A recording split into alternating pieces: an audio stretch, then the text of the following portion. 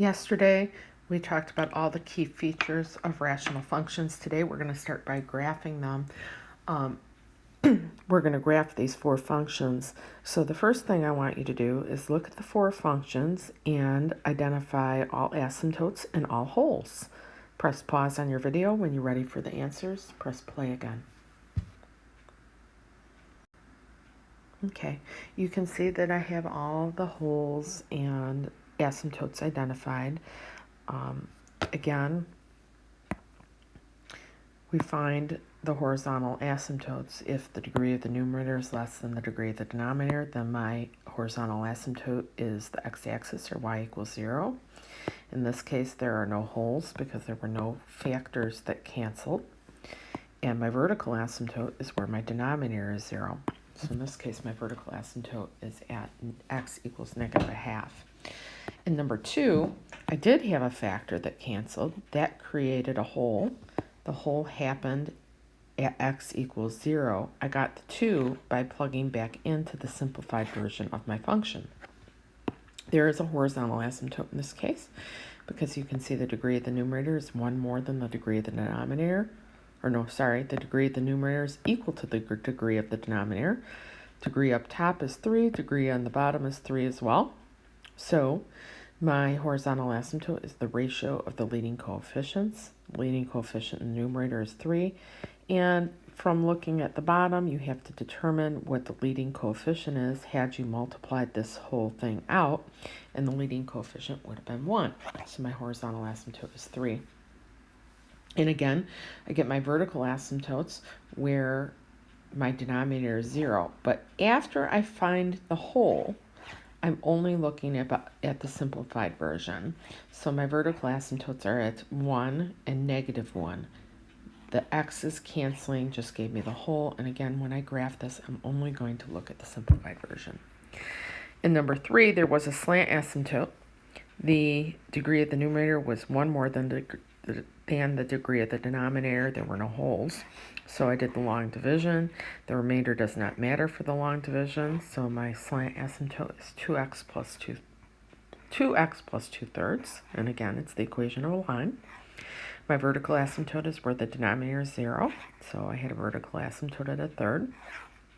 In the fourth one, degree of the numerator was 1, degree of the denominator is 2. So then I have a horizontal asymptote at on the x-axis, or at y equals 0.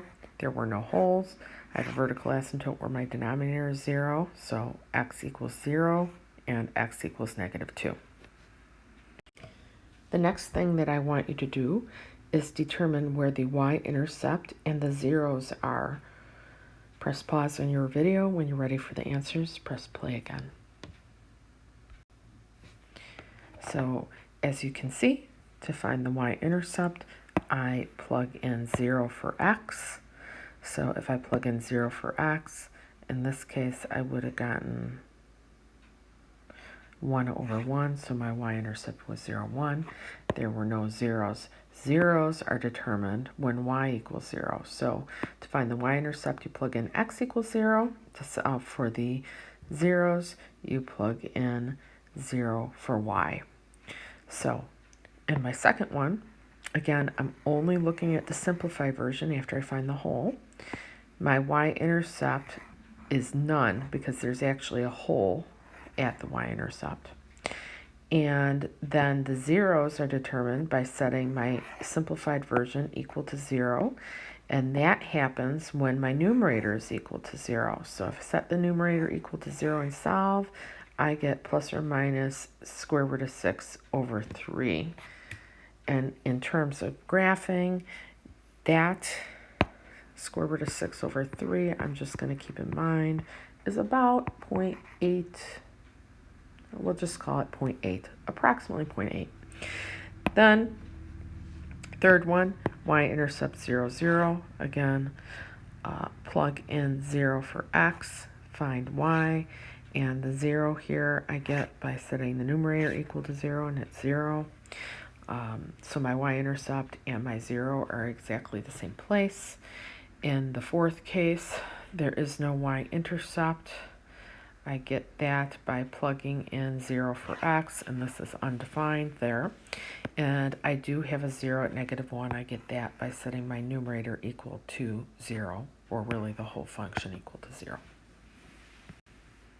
So now that we have found those key features, we're going to graph the functions one at a time. You need to graph a rational function. You have to find all asymptotes, all zeros, all wholes, the y-intercept, and points as necessary. You need at least one point between and beyond x-intercepts and vertical asymptotes. We'll talk about that in a minute. The other thing that's not listed here is when you find a horizontal or slant asymptote, you need to know if the graph crosses and where.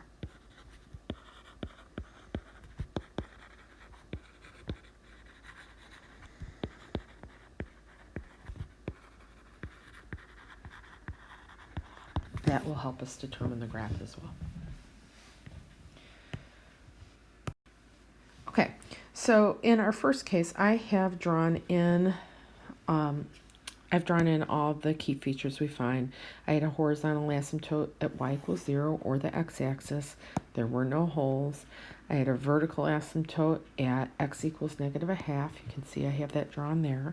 And really, you should put a value in there so you know what it is. And then you have a y-intercept at 0, 1. I have that plotted.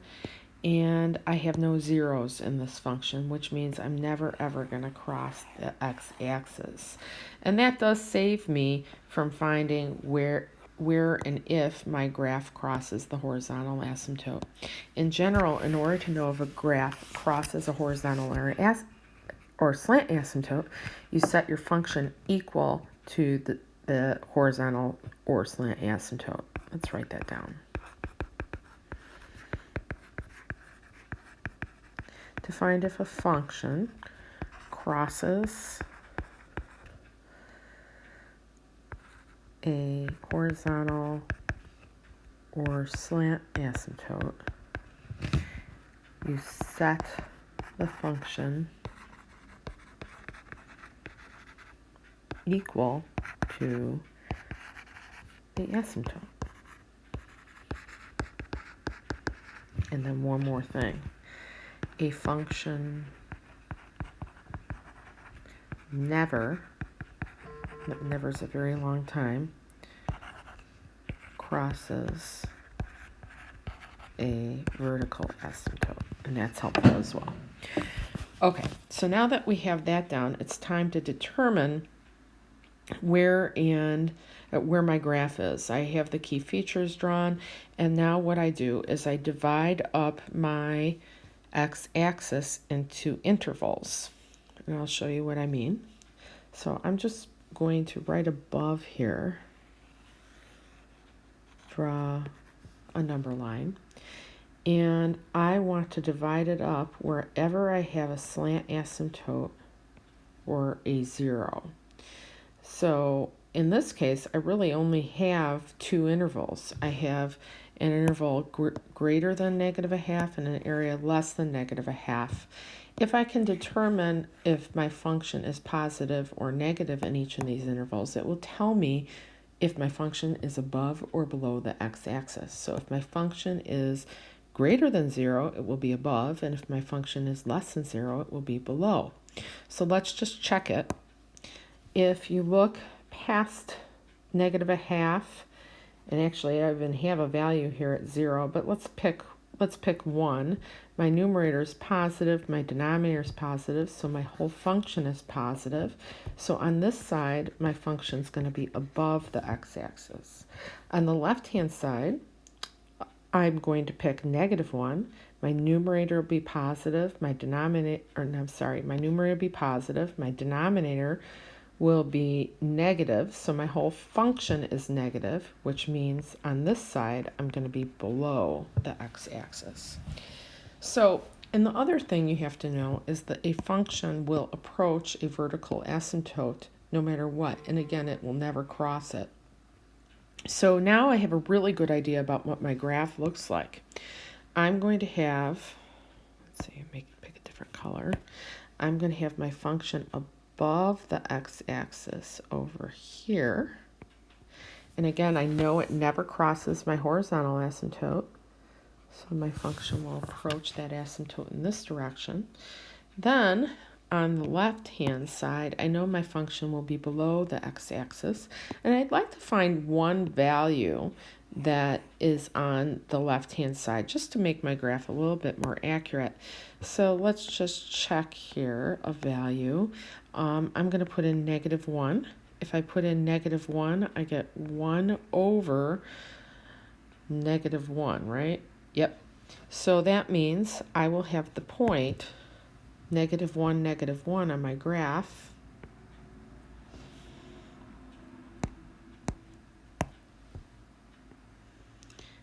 And I'm going to approach my vertical asymptote in this direction and the horizontal asymptote in this direction.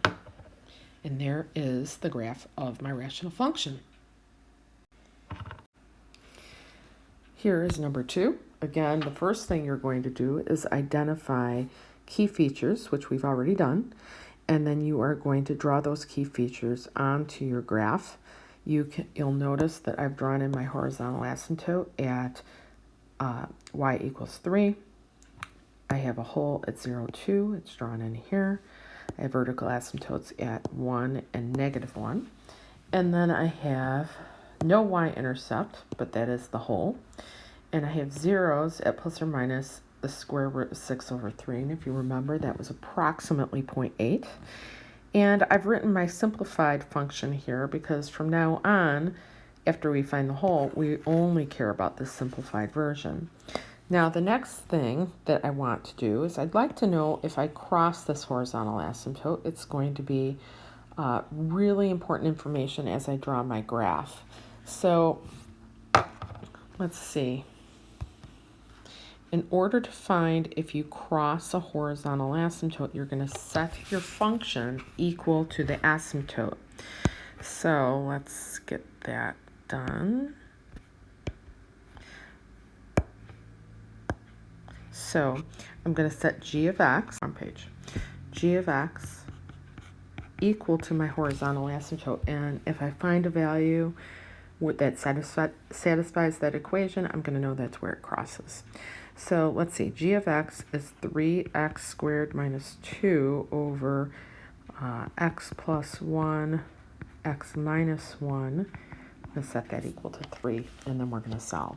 So we're going to multiply both sides by x plus 1, x minus 1, and that gives me 3x squared minus 2 equals 3 times the quantity, x plus 1, x minus 1.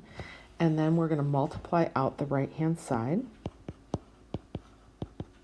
So that's 3 times the quantity, x squared minus 1. We'll distribute the 3. Subtract 3x squared from both sides. That gives me -2 equals -3.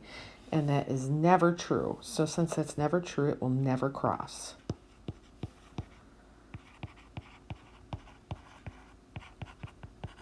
And now, as I draw my function, I'm going to know that, and it's going to help me draw it accurately.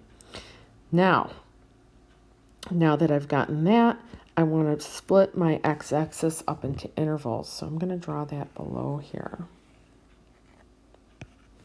And my intervals are going to be anywhere I have a 0, a hole, or a vertical asymptote. And unfortunately, these are really close together. I have them at -1. I'm sorry, let's go back a second. Okay, my intervals are going to be anywhere I have a vertical asymptote or a 0, not the holes. So let's write that down. Split x-axis into intervals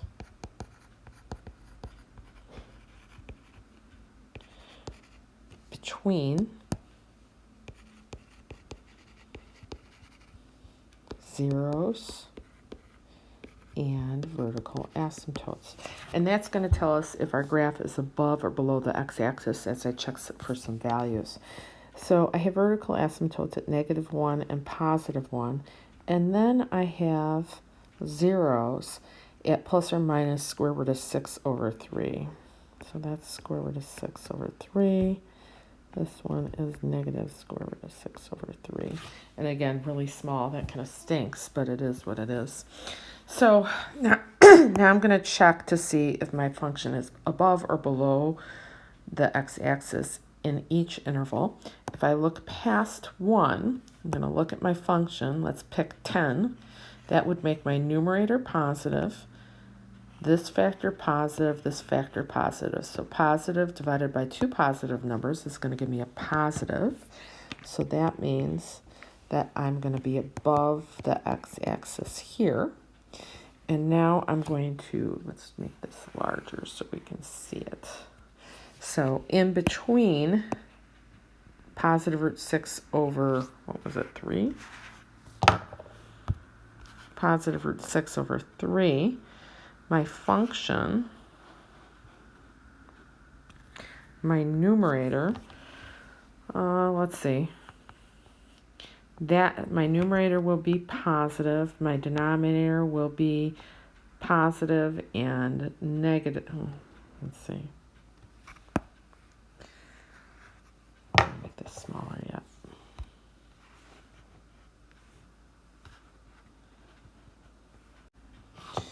So if I look at my function, my numerator between positive root 6 and root 6 over 3 and 1 is positive. This factor is positive, and that one will be negative. So my graph will be below the x-axis in this teeny little interval here. Let's make that bigger. Maybe my pen really small. Get teeny. So in here, it will be below. Then, if I look in between negative root 6 over 3 and positive root 6 over 3, I already have a value, and that is above my x-axis. So in between there, it's going to be above. Let's write that in. Above. And now I'm going to check in this interval between negative root 6 over 3 and negative 1, and that will make my function, so that makes my numerator here positive in between here and here, and my denominator, this will be positive and this will be negative. So in this teeny tiny little interval in there, my function's negative, and it will also be below the x-axis, and we'll write that in as well.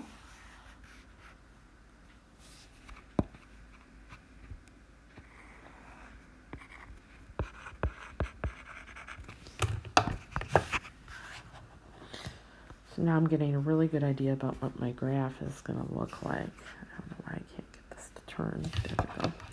Now, the last interval I have to check is less than negative 1. This will be positive. My numerator will be positive. And my denominator will be negative and negative. So in this interval, my function will be above the x-axis. And now I'm ready to draw my graph.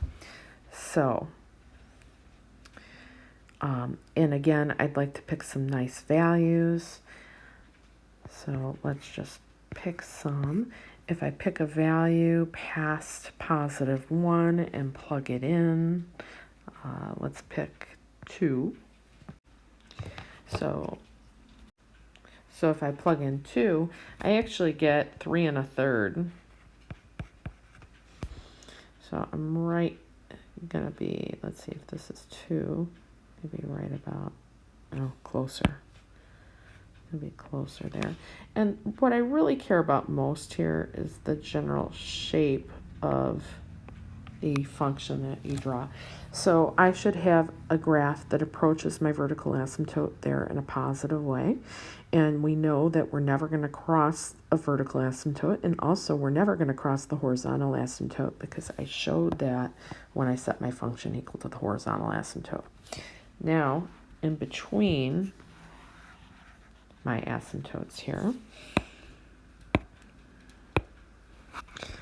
I know that I'm above the x-axis here, and I know I'm below there.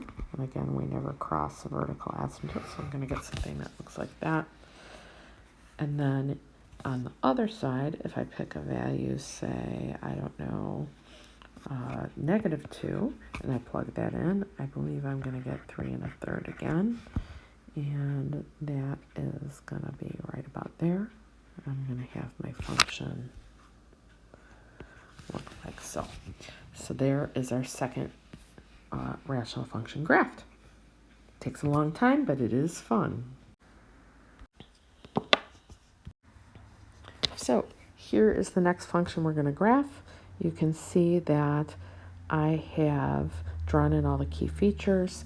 I have my slant asymptote drawn in, and that is a line. So my slant asymptote crosses the y-axis at 2/3, which I have drawn in here, and my slope is 2. I found the next point on my slant asymptote by going up 2 and right 1 according to the slope, and then I drew in that line.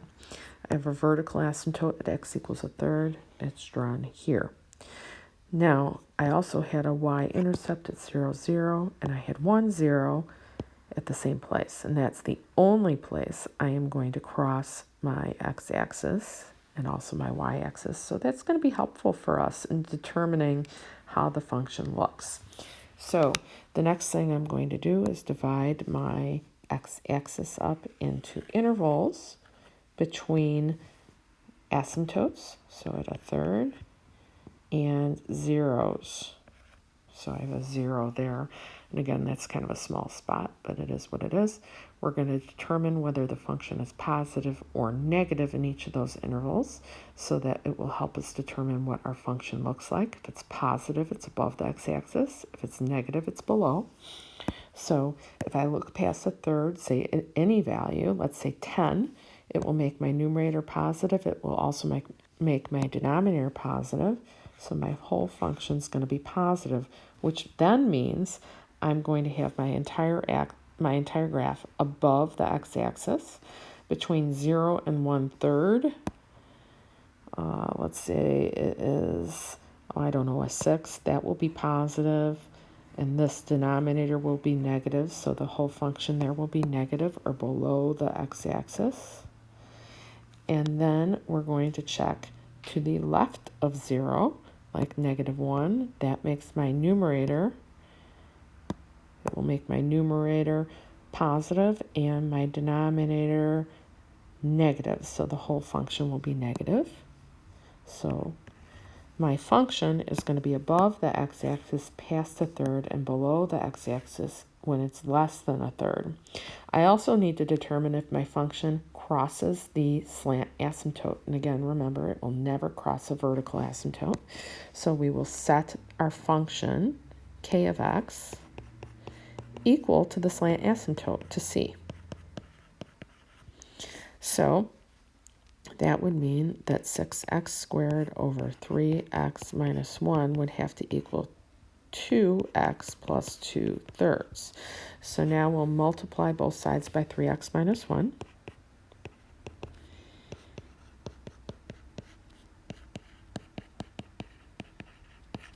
And then we'll multiply the right-hand side out. I'm going to distribute the 3x. So that gives me 6x squared plus 2x, distributing the -1. That would be minus 2x. And then minus 2/3. So these actually go away, and I end up with 6x squared equals 6x squared minus 2/3. If I subtract 6x squared from both sides, I get 0 equals -2/3. And that is never true. So it never crosses the slant asymptote. If I got x equals some kind of number, what that would mean is I would cross the slant asymptote at that x value. But again, the fact that it never crosses is also valuable to us. So now it's time to draw in my function.